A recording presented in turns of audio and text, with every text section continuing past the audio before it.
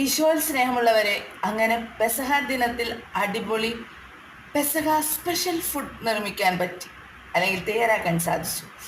അപ്പോൾ പച്ചക്കറി നുറുക്കുന്ന രംഗമാണ് കേട്ടോ. ഞാൻ വേറൊരു പണി ചെയ്തില്ല, പച്ചക്കറി നുറുക്കുക മാത്രമേ ചെയ്തുള്ളൂ. അപ്പോൾ അതിനായിട്ട് ചെയ്യുന്ന ഒരു കാര്യങ്ങളാട്ടോ അത്. ഇത് കിച്ചടി വെക്കാനത്ര, ബീറ്റ്റൂട്ട് കൊണ്ട് അത്ര കിച്ചടി വെക്കുക.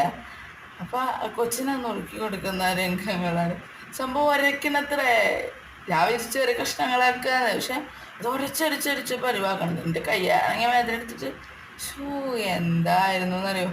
പക്ഷെ എന്നാലും സംഭവം സെറ്റ് ചെയ്തോട്ടാ. അങ്ങനെ ഒരു പെസഹ സ്പെഷ്യൽ ഒരു 8 തരം കറികളോട് കൂടിയ ഒരു സദ്യ ഒരുക്കാനായിട്ട് സാധിച്ചു. അത് ദൈവത്തിന് എത്ര നന്ദി പറയാനും മതിയാവില്ല. കാരണം കഴിഞ്ഞ പെസഹ ദിനത്തിലെ ഒരു സാമ്പാർ മാത്രമേ ഉണ്ടായിരുന്നുള്ളൂ. കാരണം ഞങ്ങൾ കൂട്ടായ്മ പരിശ്രമം ഉണ്ടായിരുന്നില്ല, അമ്മ മാത്രം ഒറ്റയ്ക്കായിരുന്നു ചെയ്തിരുന്നത്. പക്ഷേ ഇപ്രാവശ്യത്തെ പെസഹയ്ക്ക് ഞങ്ങൾ എല്ലാവരും കുടുംബസമേതം ഒരുമിച്ചിട്ടായിരുന്നു കാര്യങ്ങളൊക്കെ ചെയ്തിരുന്നത്. അപ്പോൾ അതുകൊണ്ട് തന്നെ നല്ല സ്വാദിഷ്ടമായ ഫുഡും കാര്യങ്ങളും എല്ലാം ലഭിച്ചു. അതുപോലെ തന്നെ ഒരു കൂട്ടായ്മ സ്ഥാപിക്കാനായിട്ട് സാധിച്ചു. അതുപോലെ സന്തോഷം, അതുപോലെ ഒരുപാട് വിഭവങ്ങൾ തയ്യാറാക്കാൻ സാധിച്ചു.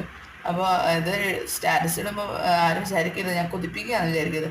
കാരണം ഞാൻ എൻ്റെ ഒരു അനുഭവം പറഞ്ഞതാണ്. ദൈവം കൂട്ടായ പ്രവർത്തനത്തിലൂടെ പ്രവർത്തിക്കുന്നു എന്ന് തെളിവ്. Thank God. എൻ്റെ വീഡിയോ ഇഷ്ടമായി എന്ന് പ്രതീക്ഷിക്കുന്നു. Thank you.